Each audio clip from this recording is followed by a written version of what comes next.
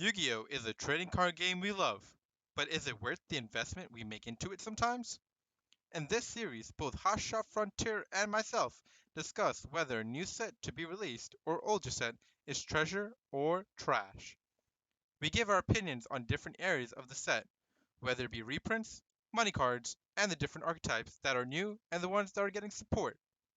But with the economy experiencing inflation and that trickling down into the Yu-Gi-Oh card game, can the demand for Yu-Gi-Oh hold up with the surge in price for products? Today, we talk about Legendary Duelist, Duels from the Deep, and whether it's worth the gamble.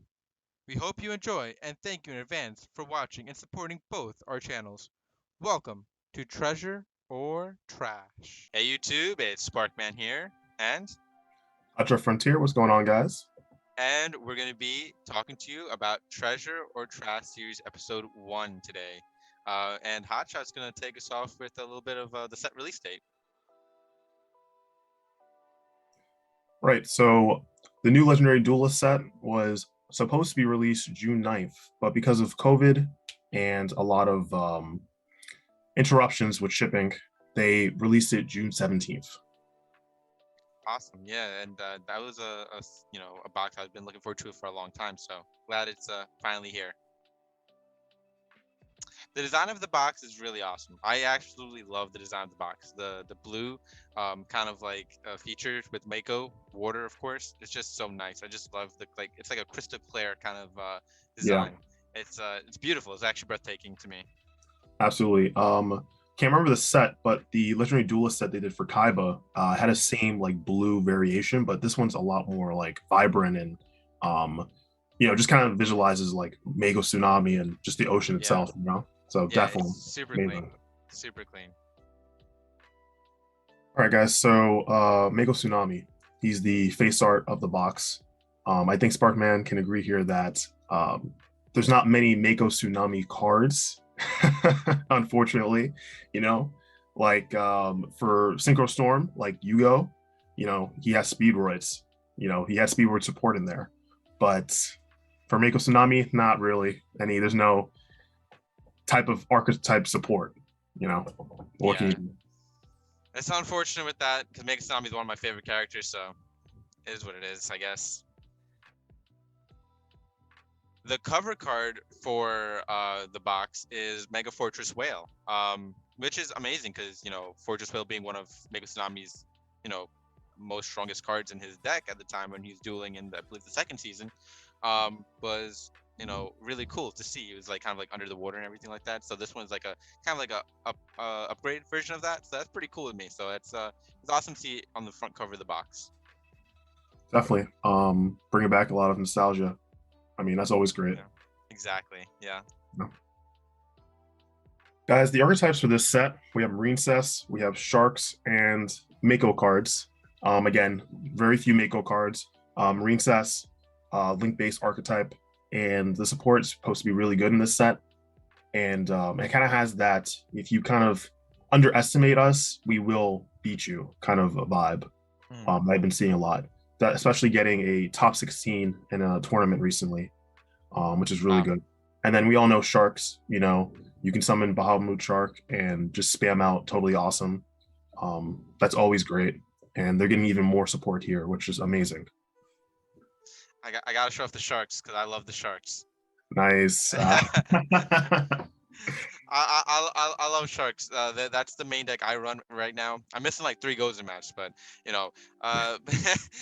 that I love that deck so much. So I'm so happy they got even more support. I know it's annoying for a lot of people to verse that deck because of like you get trapped within Gozen match and that new number card that they got, Stealth Kraken, I believe it's called, and right. It's really fun to just mess with your opponent like that. It makes me kind of like go back into like the burn deck situation, like those types of like fun decks. I like to do stuff like that back in the day. So yeah, and I was that kid, by the way. But the shark deck is really cool, and really happy they got some more support, especially I don't know how you say the Marinistis. Marine Cess, yeah, Marinistis, Marine Cess, yeah, same thing. I have a list, by the way, so everyone that judges me, I cannot pronounce things. I'm sorry. It's okay. If someone can't pronounce something yet, trust me, they'll find a word. Yep. It'll happen. What happened Yeah. eventually? I'm talking about Mega Tsunami cards. Unfortunately, one of his cards wasn't a ghost rare. It was a number card, which was really odd to me. The ghost rare was, it's supposed to be what the front cover of, I guess, no, I should say the person of the front cover should be, which I thought would be like Legendary Fisherman or Fortress Whale or something like that. Even Mega Fortress Whale. I mean, come on, it's Mega Tsunami on the front cover. Why does he not have a ghost rare card? Like, that's so Right, weird to me. right. And the ghost rare, it's not a bad ghost rare. I don't No, think it's anyone could not. say it's a bad ghost rare. It's good that it got that rarity. But for players that just started this year, last year, or even a few years ago, may not even know what that card is or even use it in past formats. So Yeah, really hitting that nostalgia is it's very weak of just few people that really like the card. And it's an underwhelming effect too. That's the thing. So it should have been something that kind of just was able to bring that nostalgia for everyone, not just for certain people. It's that's definitely unfortunate. fair. It's unfortunate. It is. Being a big Mega Tsunami fan myself, I was expecting better ghost rare. And I don't know. It is what it is. And the ghost rare itself right now, it's like undervalued. So too, it's just so weird. Exactly. It's so weird to me. And what do you think about the Forbidden Droplet reprint? Not a fan of it. Not a fan of it, Not a honestly, fan. because we already got a reprint of it for the Megatins for the 2022 Megatins, and Yeah. it was already confirmed. And now that they put the reveals were like a week before the set came out, and Forbidden Droplets in there. Honestly, I'm not a fan because Konami they'll do this where they'll just kind of throw in a chase card, and they know that everyone's going to really like it. But are you really saying that the set wasn't good before you threw in the Forbidden Droplet? You Yeah. know, and then quickly just moving on to like people opening up cases. I've seen people get like 3 to 4 Forbidden Droplets, and that maybe one or two ghosts of that new ghost rare. Yeah. And that doesn't even like cover the entire like set costs, especially ultra No. rare supers. So it's very undervalued. And there are people that open up cases might not even see any of those. So it's bad Yeah. on fronts, like Yeah. I'm not a fan of it. No, I get it. And this is like what going to be Forbidden Droplet's third reprint in the past like couple sets, right? Because it was in Brothers of Yeah. Legend. So yeah, they It's had the this first and one, Rise of the Megatons. Duelist. Then they had the Brothers of Legends, and then Yeah. now they have this reprint, and And then then now the the yeah, tins. and then the tens, yeah, Oh my gosh, that's like a lot. Oh my gosh, yeah, goodness. Wow. Okay. right. A little too much of the Forbidden Droplet reprint. Just make it more accessible. That's all we ask. Exactly, yeah. Ultra rares and super rares. $1? $1 in this set? Uh, That's tough. That's tough yeah, to maintain a set to give it value. absolutely. Ultras and supers in the past Legendary Duelist set, not Synchro Storm. We're not counting Synchro Storm. Synchro Storm was terrible value, Oh, but nine, 50 cents. exactly. But way before that, like they used to really keep value cards like Magician Souls. Mm-hmm. The for Yugi's Legendary Duelist set, the Fusion Monster before is going to get a reprint now in the next season 3 set. Yeah. But it's unfortunate. It's unfortunate. Again, they kind of just Konami goes, "This is the card that everyone wants," and then they kind of spread the little crumbs around it. And then if you don't get that, you get it. It doesn't matter. All the other cards are just worth like nothing. They're just lowered. It's what can you do? Yeah, man. And when I saw where was it? It was it was Synchro Storm where Lyrlusk Yeah. was like really popular, and Mhm. this set I keep forgetting how to say the name. Marinesis. Did I say it right? Princess, yeah, you said it right. Yeah, let's go. You got it. All right. Marine says it's so popular and doing so well in tournaments, and I don't know. It just seemed like maybe it could have been brought up in value a little bit more, or Mhm. have another card in the set that can give the set value. Right. Get a busted card in there. Like, do something with the set. Not just have a ghost rare and then the Forbidden Droplet reprint, like you said. Have a busted card in there, give it some value. Um, you Mhm. know, Baronet, whatever you want to call it, was Mhm. that for the Synchro Storm set, but that was only one card. You Yeah. know, it's Mhm. at least have a couple cards in there that give the set some value, not just like one or two. Right. And in Synchro Storm, that ghost rare for it, the level 10 synchro, um, that card itself is now like $25, $24. I remember the day when Baronet basically just like passed it in value. and Yeah. that card just kept sinking and sinking and sinking. And it's, I mean, what can you do? It Yeah. really sucks. I mean, we also make the market, but at the same time, it's like, you know, Konami kind of give us some stuff to give the boxes some leverage in some sort of way. I don't know. It's weird. Absolutely. It's weird. Yeah. Um, I will say that, if marine sets do good and water mhm, control does good, then the cards will go up. They will go up. for sure. Yeah. So For sure. gotta wait. Gotta pray. Yep. Um, this is the last Legendary Duelist set you were saying before. Right. So, it had Speedroids, it had the Lyralist, like you said, and Lyralist was using Tri-Brigade at the time, and that was like tier 1 deck. I remember Bird Calls being, the normal spell card, the Searcher, and the special summon card. It used to be $15, $16. Then it went down to 12, went down to 8. Now it's like a $2 to $3 card.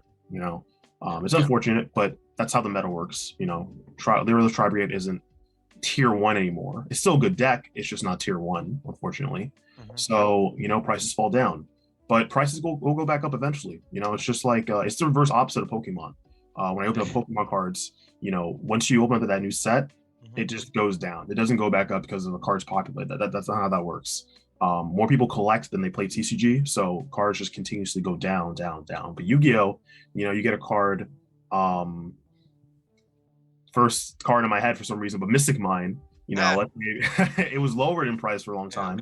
They get there was a April's Fool joke that they were getting support. That card can go right back up,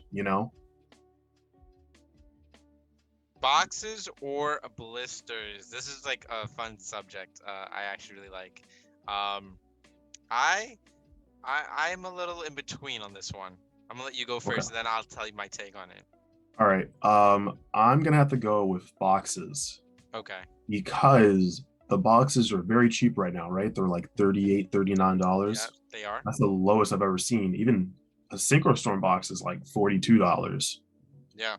So I think it's the best value because you can at least get a box or two and pull a few ultras and supers. If you're lucky, you get forbidden droplets or you get the new ghost. You get to sell that, kind of put it towards what you want. But exactly.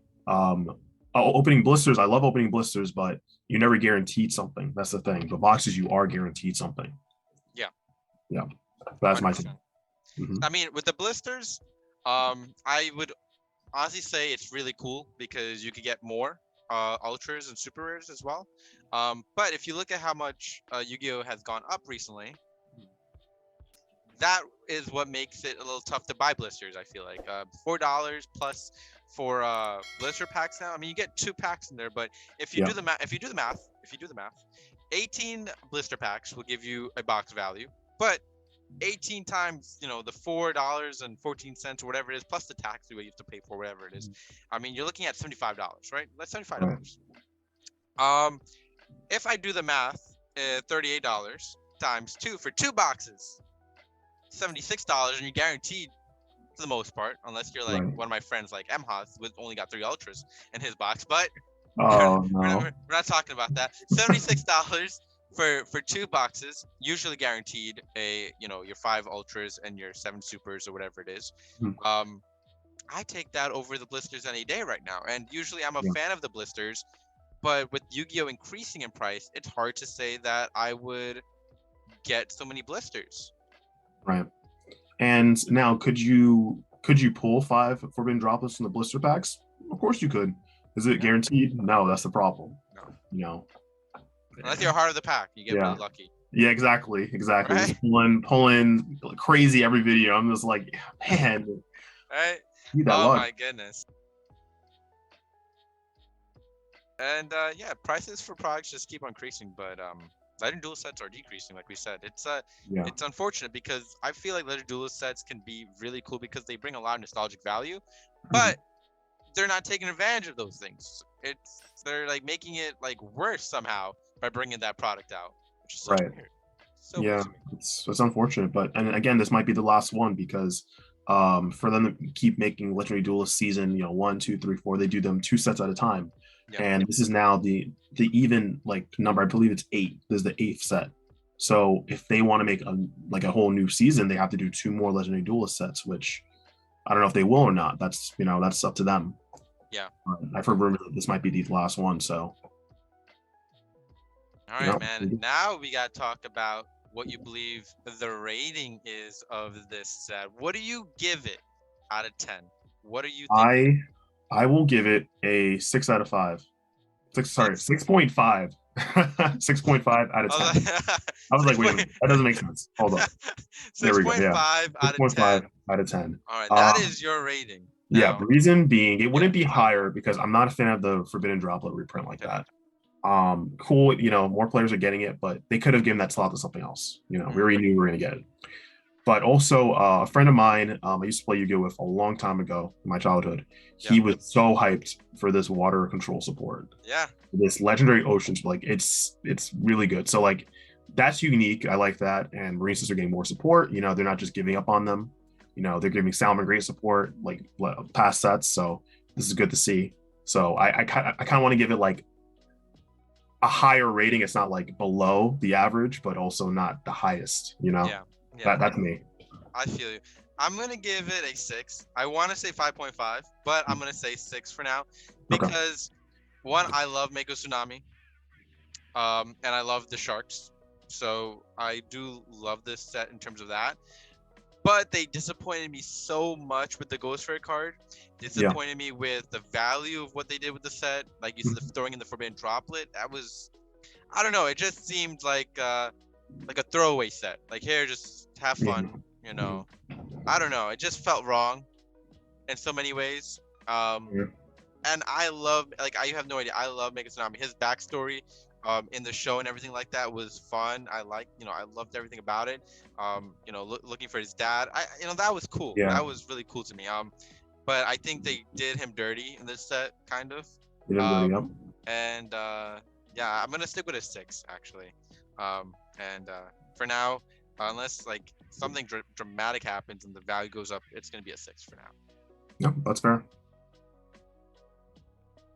And I'm gonna say a trash for that one. Trash for that one? Yeah. Oh wow. You know what? I can't say. I feel like you can't say treasure. You can't say treasure. No, because again, like there's good things in here, but it could have been so much better. So yeah, I'm gonna have to say trash, guys. I'm sorry. Yeah. It's unfortunate. Yeah. But thank you for tuning in for our very first episode. We'll have many more on like amazing other sets for sure. That'll probably be treasure, and we'll probably go back and review some other sets in the past as well. Thank you guys so much for watching our first episode. This is gonna be great. All right, we're gonna have so much fun, going forward. But just stay tuned. Stay tuned. This is gonna be a great series. It is. And from yours truly, Sparkman and HOTSHOT Frontier. And we'll see you in the next one. Peace out. Subscribe, like, comment to both our channels.